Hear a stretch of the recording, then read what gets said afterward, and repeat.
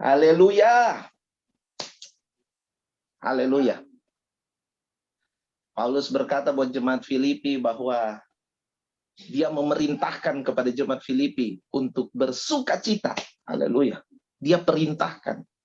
Ternyata sukacita itu adalah perintah, saudara-saudara. Sukacita itu adalah perintah. Dia memerintahkan kepada jemaat Filipi. Bahkan dia bilang, sekali lagi kukatakan kepadamu, bersukacitalah. Bersukacitalah. Sekali lagi kukatakan kepadamu, bersukacitalah. Nah, saya percaya kenapa Paulus berkata seperti itu, karena ternyata orang Yahudi itu memang sudah diajar bahwa environment itu bukan apa yang di luar mereka. Orang Yahudi diajar bahwa membangun environment itu environment itu sebenarnya dimulai di dalam mereka. Jadi mereka percaya kalau mereka sudah punya environment sendiri yang terbuild up dalam mereka, maka mereka itu pasti akan mempengaruhi environment yang di luar mereka, gitu. Jadi mereka bangun itu. Makanya mereka itu selalu ada Shema. Sehari 3 kali mereka akan mengucapkan kata Shema. Shema Israel. Adonai Eloheinu, Adonai Ehad. Dengarlah hai orang Israel. Kasihilah Tuhan Allahmu dengan segenap hatimu, dengan segenap jiwamu, dan dengan segenap akal budimu. Wah, itu mereka selalu ucapkan itu 3 kali sehari. Gunanya adalah apa? Gunanya mereka membangun itu di dalam. Mereka membangun itu di dalam. Jadi waktu Rasul Paulus memerintahkan kepada umat Tuhan di Filipi, dia perintah. Dia sebenarnya punya keyakinan ini. Kamu punya environment joy itu ada di dalam kamu. Itu cuma harus dibangunkan, dibangkitkan, disadarkan bahwa, hey, kamu punya itu. Makanya dia bilang, dia perintah, dia bilang, hey, bersukacita, perintah, sukacita. Wow, perintah, bersukacita. Luar biasa. Nah, saya mau cerita-cerita saja hari Minggu ini, kilas balik tentang bagaimanakah sebenarnya ini kita gereja ini, bagaimana sebenarnya Tuhan punya apa? Tuhan punya desain tentang gereja. Ide untuk bait suci itu memang datang dari Tuhan kepada Musa. Jadi kemudian Tuhan itu memberikan arahan kepada Musa dengan begitu spesifik bagaimana mereka akan membangun bait suci itu. Ajaibnya, saudara, bait suci yang sedemikian besar itu dibangun, itu bisa dipakai, itu apa namanya? Itu dibangun dengan presisi yang luar biasa. Presisinya luar biasa. Itu Tuhan kasih tahu ukurannya, bahan-bahannya, Tuhan kasih tahu gitu. Tuhan kasih tahu. Nah, sebagai orang latar belakang Pentakosta Tabernakel, saya cukup bisa menerangkan lah kalau soal kemah Musa gitu. Entah kenapa kita dari sekolah minggu itu sudah diajar tentang kemah Musa. Kita dikasih tahu tentang pengertian-pengertiannya, mulai dari pintu gerbang itu melambangkan apa, kemudian masuk di kolam pembasuhan, mesbah korban bakaran itu menggambarkan apa, masuk di pintu tirai menggambarkan apa dan apa dan apa. Ya, tapi saya tidak bermaksud menerangkan itu. Nanti kalau kita ngomong-ngomong kecil-kecil lah ya, ngomong-ngomong kelompok kecil, karena itu juga menarik sebenarnya. Tapi ide dasarnya begitu, Tuhan kasih tahu sama Musa bangun. Tapi muncullah seorang yang bernama Daud. Daud itu kemudian memeras inti dari kemah suci itu. Daud mendapati bahwa inti dari kemah suci itu adalah satu barang yang namanya tabut perjanjian.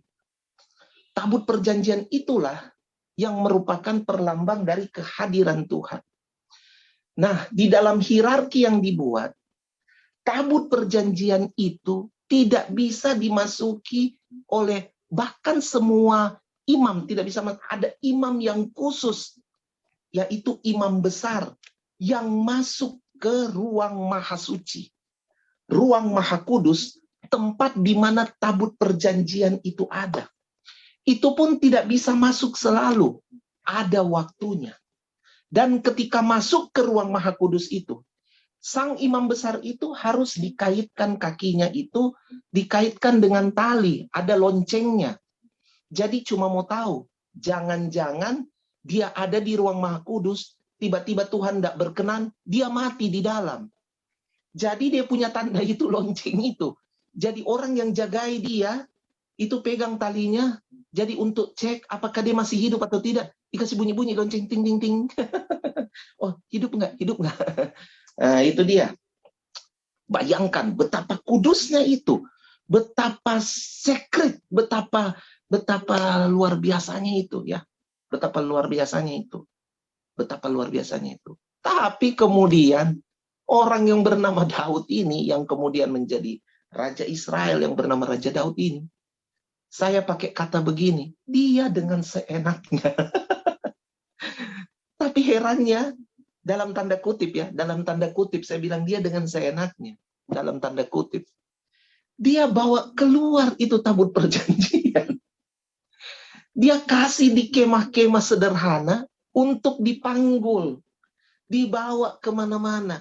Dibawa pergi perang. Dibawa pergi perang loh saudara. Dibawa pergi perang. Daud kayaknya tidak mementingkan ornamen-ornamen yang lain dari kemah suci itu. Dia bawa itu saja tabut perjanjian. Dia pernah salah memperlakukan tabut perjanjian tersebut. Tapi yang saya mau bilang adalah tindakan Daud ini secara peraturan itu bisa mendatangkan kematian buat dirinya. Karena ini lambang kehadiran Allah. Tapi Daud itu dengan ketulusan hatinya dia mau bilang begini, saya ini memang membutuhkan kehadiran Allah. Saya ini membutuhkan kehadiran Tuhan, dan kebutuhan saya akan kehadiran Tuhan bukan pakai musim-musim tertentu. Saya rindu kehadiran Tuhan setiap saat. Bahkan di saat saya pergi berperang, saya butuh kehadiran Tuhan. Makanya tabut dibawa dalam peperangan. Wow, itu Daud. Lah, kemudian Daud itu pengen sekali membangun bait suci. Dia pengen membangun bait suci. Tapi kemudian Tuhan bilang kepada dia, Daud, aku tidak memperkenankan kamu untuk membangun bait suci. Alasannya adalah tanganmu penuh darah.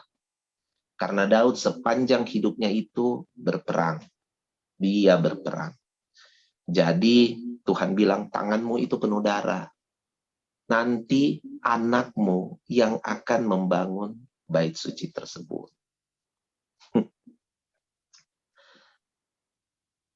Tentu Daud menerima ini, firman ini. Dia berpikir anaknya itu adalah anaknya dia, keturunannya dia. Lahirlah Salomo. Dan kita tahu ceritanya. Salomo kemudian membangun bait Allah. Nah, mari kita lihat kisah ketika bait Allah itu sudah selesai terbangun. 2 Tawarikh pasal yang ke-7. Nanti saya minta tolong sebagai rasa terima kasih saya nih sebenarnya. Tadi itu Om Obe sama Adel itu datang di sini bawa makanan. Waduh, mereka susah-susah. Speechless. Tahu mau bilang apa? Ya, nanti saya minta Tante Ceni baca 2 Tawarikh 7. Tante Ceni baca ayat 1 sampai 2. Terus saya minta Gia baca ayat 3.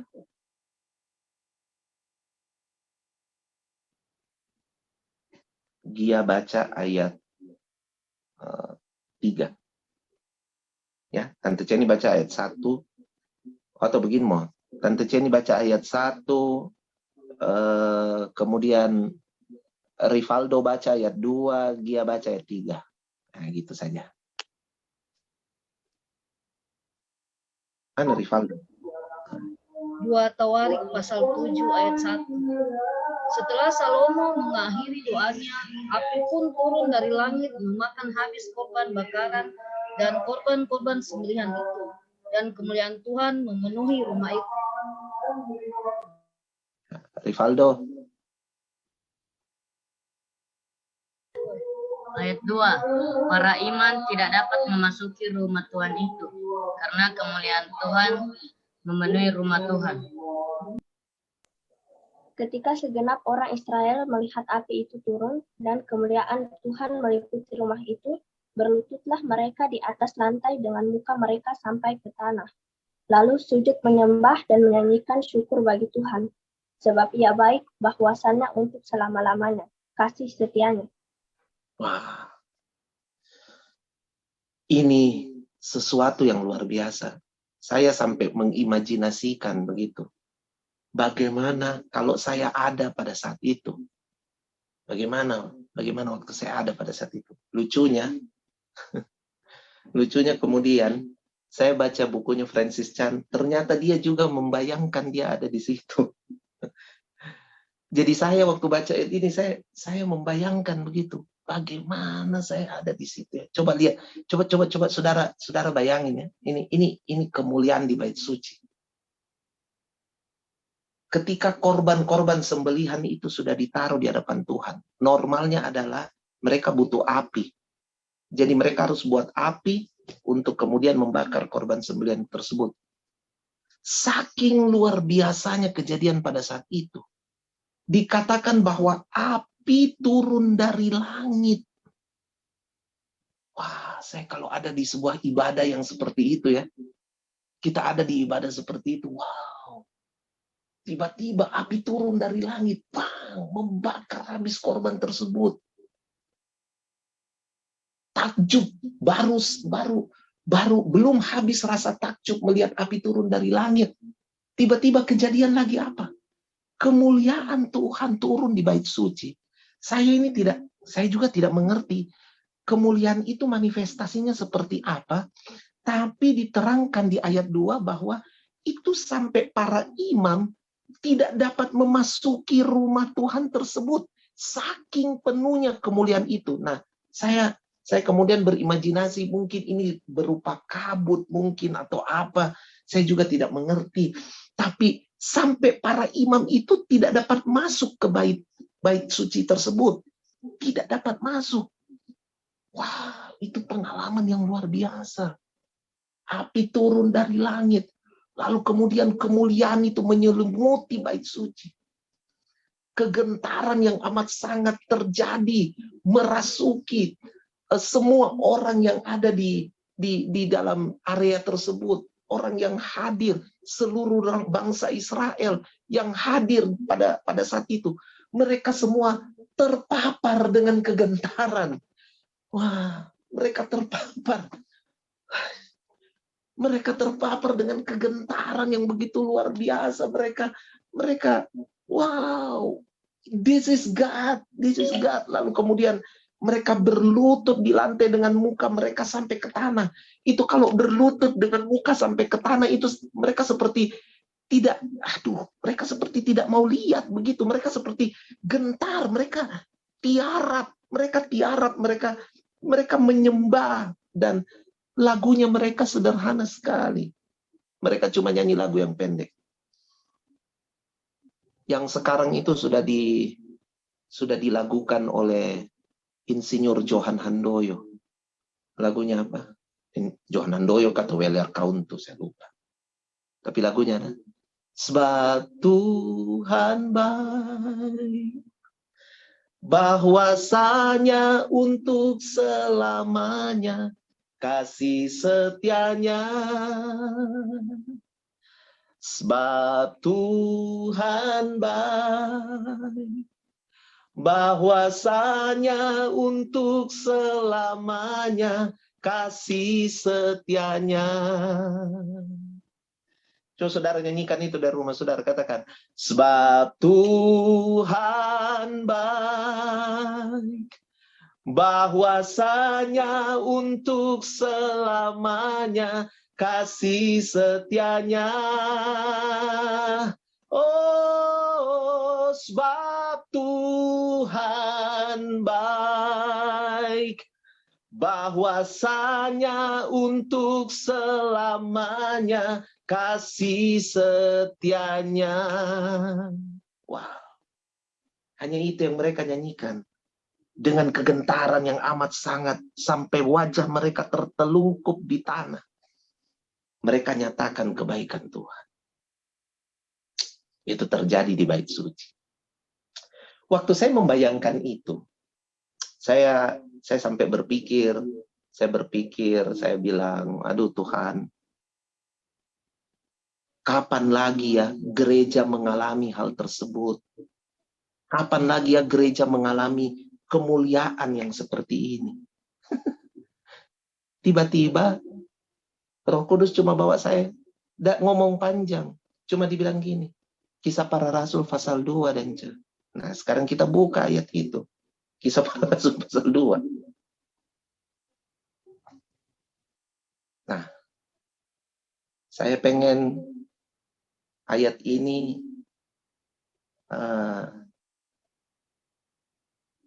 Neng baca ayat 1. Rina baca ayat 2.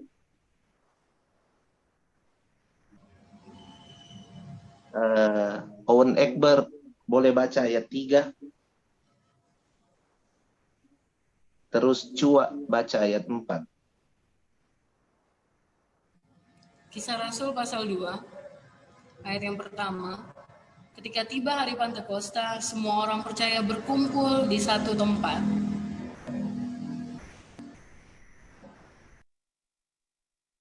Tiba-tiba turunlah dari langit suatu bunyi seperti tiupan angin keras yang memenuhi seluruh rumah di mana mereka duduk. Dan tampaklah kepada mereka lidah-lidah seperti nyala api yang bertebaran dan hinggap pada mereka masing-masing. Halo, Cua ayat berapa? Ayat 4. Cua ayat 4, nah. Ya, bagaimana ayat? Boleh.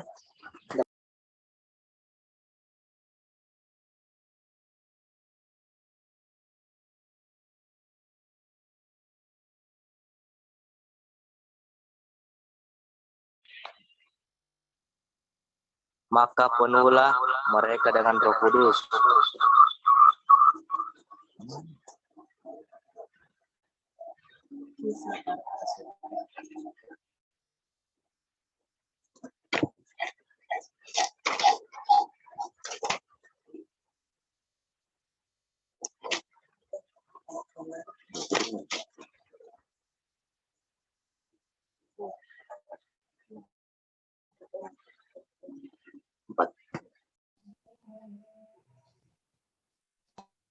Cua.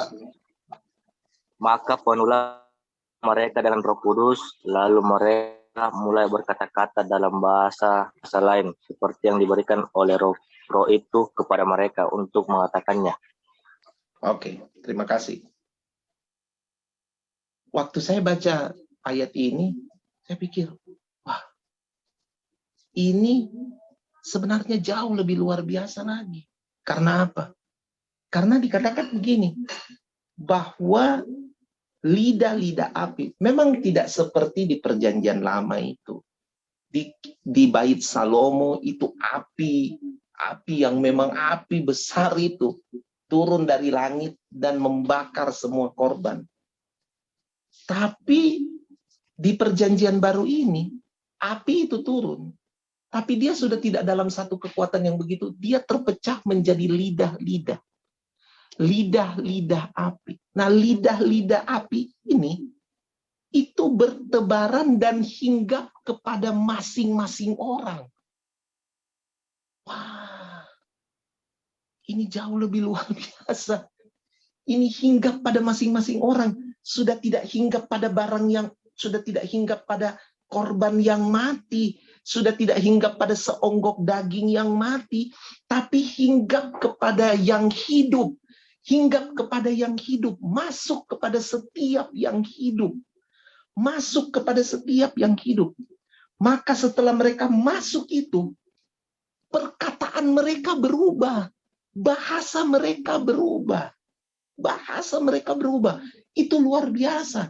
Jadi kemudian saya berpikir begini, wah, ini jauh lebih luar biasa. Ini jauh lebih luar biasa. Karena apa? Karena api yang dahsyat itu sudah didistribusikan kepada tiap-tiap orang. Kejadian di hari Pentakosta ini memberitahu kita bahwa Tuhan percaya pribadi-pribadi. Tuhan percaya pribadi-pribadi. Tuhan sudah tidak berlaku umum lagi, sudah tidak berlaku satu kali buat semua, enggak. Dia sudah berurusan pribadi lepas pribadi. Bukankah ini sangat luar biasa begitu, bahwa Tuhan itu menyampaikan, Tuhan itu mendistribusikan apa yang dia punya, kuasa yang dia punya itu disampaikan pribadi-pribadi. Ini luar biasa. Jadi saya bilang begini, hilang langsung saya punya hayalan soal, wah, I supposed to be there. Maksudnya di bait Salomo itu, saya pengen sekali ada di sana. Hilang langsung saya punya bayangan soal itu dan diganti dengan ini. Ya, ini Tuhan berurusan dengan pribadi. Tuhan berurusan dengan pribadi lepas pribadi. Tuhan berurusan dengan pribadi lepas pribadi. Nah, perhatikan baik-baik ini. Waktu dia berurusan dengan pribadi lepas pribadi, yang dia rubah dari kita, itu bahasanya kita. Apa itu bahasa? Bahasa kan itu menunjukkan dari mana kita berasal kan? Ya. Menunjukkan juga budaya di mana kita hidup. Itu bahasa. Jadi sebenarnya waktu dia rubah bahasanya kita, dia taruh sebenarnya kita, dia taruh sebenarnya pribadi lepas pribadi ini. Dia rubah apanya yang pertama? Budayanya dirubah. Keberasalannya dirubah. Sekarang kita bicara asal. Kamu berasal dari mana? Dia rubah. Kamu sudah bukan orang bumi lagi. Mulai sekarang kesadaranmu itu harus berubah. Kamu itu adalah orang yang datang dari atas. Kamu orang yang datang dari atas. Dirubah. Makanya bahasanya, the way mereka berkomunikasi, the way they communicate, itu sudah berubah. Berubah karena apa? Karena bahasanya mereka itu adalah bahasa yang diberikan roh itu. Bahasa yang diberikan roh itu. Aduh, saudara. Ini berarti dia mau bilang begini, bahwa ketika Tuhan berurusan dengan pribadi, dia mulai dengan menata keberasalan kita. Kamu sudah bukan, jangan sebut dirimu lagi orang bumi. Kamu sudah berasal dari aku. Karena kamu berasal dari aku, maka budayamu itu adalah budayaku. Budaya yang berasal daripadaku. Nah, saya suka ini karena dibilang bahasa yang mereka ucapkan itu seperti yang diberikan roh kepada mereka. Saudara, mari pertimbangkan ini. Apakah yang selalu kita ucapkan? Apakah yang selalu kita ucapkan? Karena yang kita ucapkan itu menunjukkan dari mana kita berasal. Yang selalu kita ceritakan itu menunjukkan sebenarnya kita sedang hidup di environment seperti apa. Tapi menarik untuk kita renungkan ini. Bahwa kita harus mengeluarkan perkataan, bahasa yang diberikan roh itu kepada mereka. Berarti setiap perkataan kita, cara kita berkomunikasi, itu harus didasari dengan apa yang diberikan roh ke dalam mulutmu. Sekarang, ayo kita sadari ini. Ayo kita sadari. Pernahkah dalam setiap hari saudara menyadari apa yang diberikan roh pada mulut saudara? Kalau saudara berjalan dalam kesadaran itu, insya Allah, saudara tidak akan sembarang berkata-kata. saudara tidak akan menyia-nyiakan apa yang keluar dari mulut Anda. Karena saudara saudara membangun kesadaran begini, bahwa apa yang saya katakan harus adalah apa yang diberikan roh itu kepada mulutku. Apa? Ayo, apa yang diberikan roh kepada mulut kita? Apa yang diberikan roh pada mulut kita? Waduh.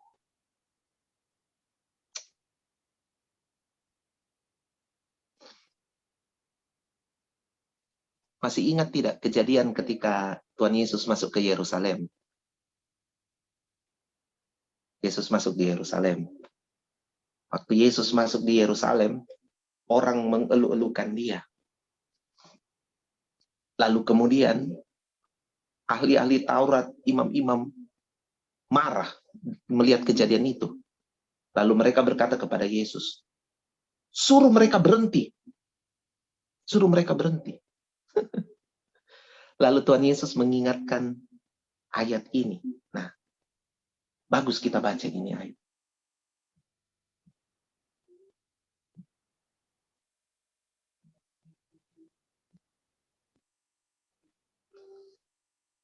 Ayat ini sebenarnya dikutip Yesus dari Mazmur pasal 8. Dari Mazmur pasal 8, di bagian terjemahan yang lain itu di ayat 2. Tapi kalau terjemahan lain lagi, itu ada di ayat 3. Ya, saudara lihat sajalah. Yesus sebenarnya mengutip dari sini. Dari mulut bayi-bayi dan anak-anak yang menyusu, telah kau letakkan dasar kekuatan karena lawanmu, untuk membungkamkan musuh dan pendendam. Wah. Tapi kalau Yesus katakan begini, Matius 21 ayat 16.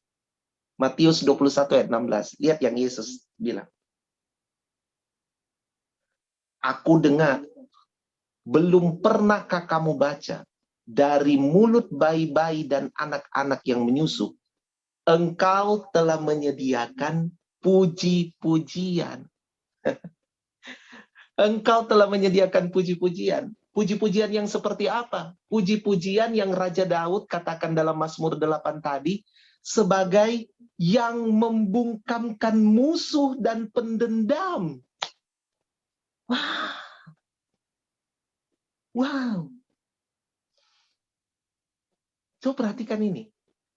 Perkataan bahasa yang diberikan roh itu kepada kita, ke dalam mulut kita, adalah puji-pujian yang telah diletakkan Tuhan. Berapa, Papi? Sorry. Bagaimana? Matius berapa tadi Papi bilang? Matius 21 ayat 16, Eng.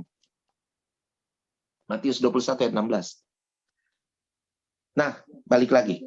Jadi waktu Yesus bilang bahwa ini mulut kita ini sudah diletakkan dasar, itu dibilang begitu loh. Mazmur itu bilang, telah kau letakkan dasar kekuatan. Dasar kekuatan. Jadi setiap kita ini telah ditaruh dasar kekuatan. Dasar kekuatan itu ada di mana? Ada di mulut. Di mulut. Di mulut. Dan Yesus bilang, telah disediakan puji-pujian. Wow. Ternyata bahasa yang diberikan oleh roh itu kepada kita, itu adalah puji-pujian. Puji-pujian itu adalah dasar kekuatan kita. Dasar kekuatan kita. Nah, saya tertarik karena Daud bilang begini, dasar kekuatan karena lawanmu. Wah, ini dahsyat sekali, saudara. Dasar kekuatan ini, itu ditaruh Tuhan dalam mulut kita, dikarenakan oleh orang-orang yang melawan Tuhan. Bukankah begitu juga dengan virus yang kurang ajar ini?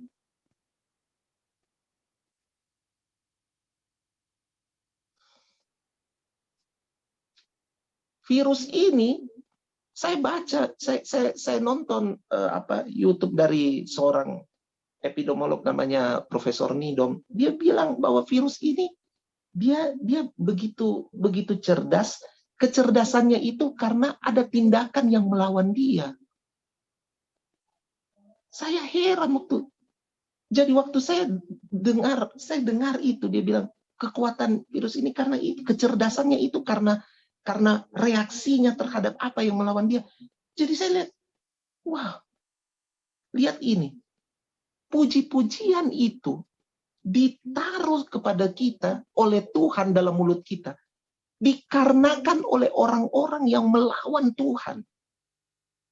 Nah, orang yang melawan Tuhan berarti melawan kita. Nah, pujian ini ditaruh pada kita. Supaya kita dapat membungkamkan musuh dan pendendam. Musuh dan pendendam. Musuh mereka yang jelas melawan Tuhan. Nah, yang antik itu pendendam. Karena pendendam itu, mereka tidak secara langsung melawan Tuhan, tapi mereka sebenarnya sedang berupaya untuk mencari kebaikan bagi diri mereka sendiri. Sebenarnya mereka secara tidak langsung melawan Tuhan. Siapa yang masih suka dendam di sini? Bertobat. Karena ternyata pendendam dikategorikan sebagai lawan Tuhan. Dikategorikan sebagai lawan Tuhan. Nah, coba lihat ini.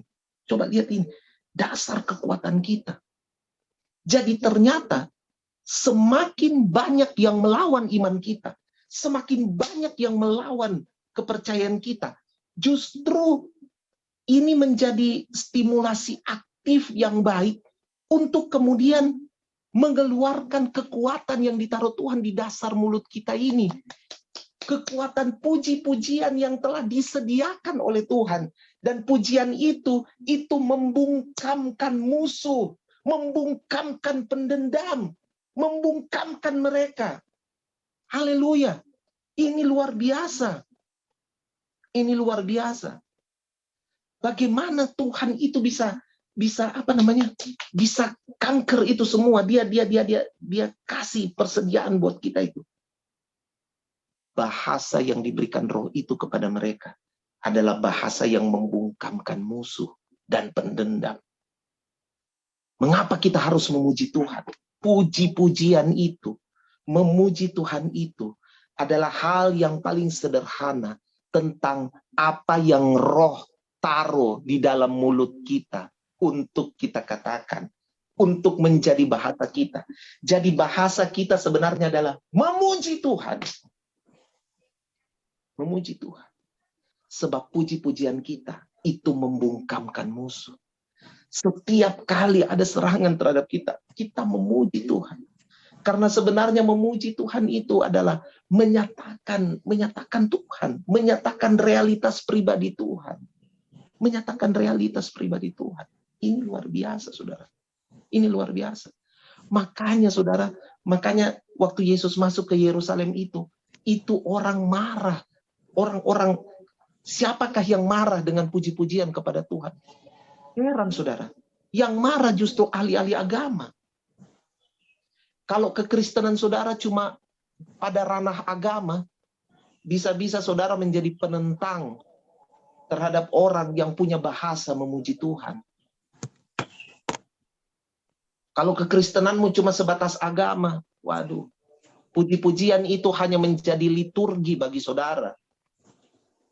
Saya selalu ingat perkataannya Om Nyong itu, bahwa tantangan di masa kita beribadah online ini adalah tantangan kesungguhan kita memuji Tuhan. Karena jujur, kalau kita ibadah online, biasanya WL itu nyanyi-nyanyi sendiri. Kita cuma nonton. Kita mungkin kasih mati kamera dan kita tidak bikin apa-apa. Hanya beberapa sebagian kecil yang ikut menyanyi. Saya ingat teman saya itu, saking hausnya memuji Tuhan waktu pandemi. Dia bilang begini sama saya kalau ikut ibadah, dan saya memang malu dilihat orang, malu Kak begitu. Jadi saya kasih mati kameraku, tapi saya itu kalau puji-pujian, Berdiri Kak Dance, berdiri baru menyanyi seperti saya ada di dalam gereja gitu, karena saya mau memuji Tuhan. Saya langsung waktu dengar ceritanya, saya bilang, "Kudu, kasihan." Wow. Saya tahu mungkin saudara sudah punya pemahaman yang wow, outstanding sekali tentang esensi memuji Tuhan ya. Kita pasti sudah bilang bahwa memuji Tuhan itu bukan cuma menyanyi atau apa, tapi come on. Bahkan dalam hal sederhana seperti ini saja, kita banyak gagalnya. Indikatornya sederhana. Coba lihat apa yang selalu keluar dari mulut kita. Coba lihat bahasanya kita. Coba lihat. Mungkin Anda bertanya dan bilang gini, apakah dengan menyanyi-nyanyi itu akan menyembuhkan kita punya setidaknya kamu trying to the best. Kamu belajar memuji Tuhan. Karena memuji Tuhan itu bukan astaga. Tuhan memang tidak butuh pujian saudara, tapi kita butuh memuji Tuhan, karena dengan memuji Tuhan kita menyatakan realita ilahi. Kita menyatakan fakta-fakta ilahi. Kita mengingatkan diri kita sendiri tentang fakta-fakta ilahi tersebut. Karena kita rentan dengan penyakit yang namanya lupa. Makanya kita memuji Tuhan. Supaya kita tidak lupa. Supaya kita tidak lupa. Maksud dari Mazmur itu ditulis. Bukan untuk mendokumentasikan betapa jagonya ini tahu Raja Daud tulis lagu. Memang tahu Daud ini adalah pencipta lagu yang luar biasa. Bukan itu maksudnya. Tapi maksud dari Mazmur didokumentasikan itu ternyata apa? Supaya itu menjadi ingatan turun-temurun bagi bangsa Israel untuk mengingat. Ada dokumentasi tentang bagaimana manusia menyatakan fakta-fakta ilahi. Realita-realita ilahi tentang Tuhan yang mereka percaya dan sembah. Pujian menyatakan fakta ilahi tersebut. Supaya kita ingat. Makanya kita memuji Tuhan. Makanya Yesus tidak mau stop itu yang di Yerusalem. Ada dulu saya punya teman bilang begini, Yesus itu makan puji. Dia tidak mau kasih stop itu puji-pujian di Yerusalem karena motong dipuji-puji. Saya bilang, nah, tidak ada urusannya. Yesus tahu itu urusannya kepada mereka. Karena waktu mereka memuji Tuhan, mereka menyatakan realitas, fakta ilahi tentang Yerusalem. Bahwa Yerusalem itu belongs to Son of David. Itu kan menyatakan nubuatan. Bahwa puji-pujian itu di Yerusalem itu adalah milik dari anak Daud. Milik dari Mesias. Yesus mengenapi hal tersebut. Luar biasa. Makanya Tuhan Yesus tidak menghalangi hal tersebut. Dia biarkan. Karena dia tahu itu berguna bagi Yerusalem. Itu berguna bagi Yerusalem. Tahu tidak? Ketika Yesus disalib. Ketika Yesus sedang membawa salib. Wanita-wanita di Yerusalem menangisi dia. Tahu tidak perkataan Yesus yang ngomong begini? Yesus bilang begini loh. Kita baca saja ayatnya.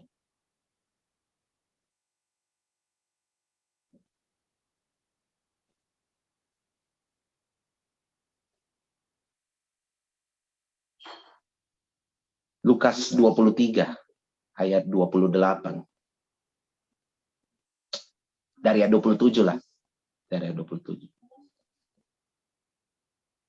Lukas 23 ayat 27 mulai. Sejumlah besar orang mengikuti dia. Di antaranya banyak perempuan yang menangisi dan meratapi dia. Yesus berpaling kepada mereka dan berkata, mari kita perhatikan kata-kata Yesus di sini. Hai putri-putri Yerusalem, janganlah kamu menangisi aku, melainkan tangisilah dirimu sendiri dan anak-anakmu. Sebab lihat, akan tiba masanya, orang berkata, berbahagialah perempuan mandul dan yang rahimnya tidak pernah melahirkan, dan yang susunya tidak pernah menyusui.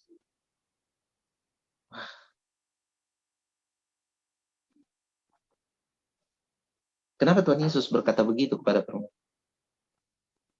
Tangisi kau dirimu. Karena apa? Karena waktu dia masuk di Yerusalem, mereka memuji Tuhan. Tuhan Yesus rasa begini, kamu kan sudah menyatakan fakta-fakta tentang aku. Fakta-fakta tentang kemahakuasaan Tuhan di kota ini.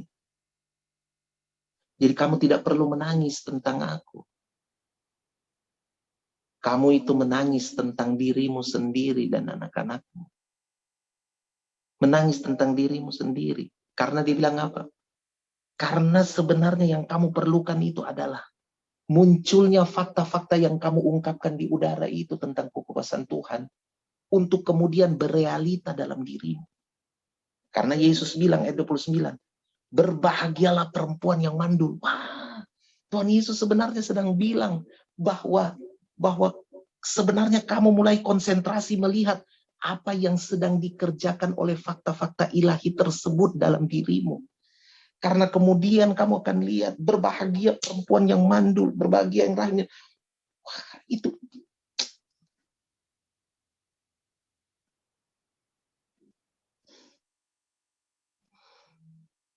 Sekaligus Yesus mengingatkan kepada mereka bahwa mereka harus kuat.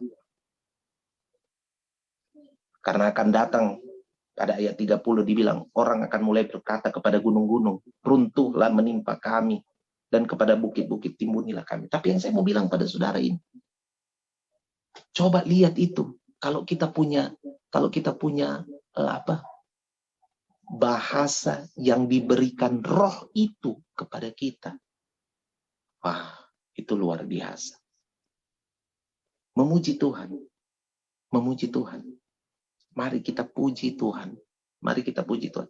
Karena memuji Tuhan itu adalah letak kekuatan kita. Dasar kekuatan kita untuk membungkam musuh dan pendendam. Dasar kekuatan kita untuk membungkam siapa saja yang sedang bermain dalam pandemi ini. Dan juga virus ini. Dalam nama Yesus. Dalam nama Yesus. Saya rasa itu saja yang saya mau sampaikan buat saudara. Tuhan Yesus berkati. Silakan saudara siapkan perjamuan kudus. Kita akan perjamuan. Saya suka sekali tadi sharing dari anak-anak youth. Bagaimana anak-anak teens. Bagaimana mereka mengerti tentang perjamuan. Nah, ini hal yang luar biasa. Ayo sadari perjamuan itu bukan hal yang main-main. Perjamuan itu mengingatkan kita bahwa kita telah menyatu dengan Kristus. Kita menyatu dengan tubuhnya. Kita jadi satu tubuh dengan dia. Saya bahkan sudah beberapa tahun belakangan ini, saya itu setiap kali mau makan, saya itu melihat itu sebagai perjamuan kudus. Jadi setiap kali mau makan, doa saya itu bukan doa makan biasa, enggak. Doa saya itu sudah menyambut perjamuan kudus. Saya sudah angkat, saya punya piring, saya sudah bilang, Tuhan Yesus, ini adalah tubuhmu yang terpecah bagi. Terima kasih Tuhan. Saya sudah sampai seperti itu. Karena, wah, tadi saya dengar sendiri apa yang mereka katakan tadi, anak-anak yang sampaikan. Bagaimana persekutuan dan tubuh Kristus itu begitu luar biasa. Begitu luar biasa. Mari kita siapkan perjamuan kudus.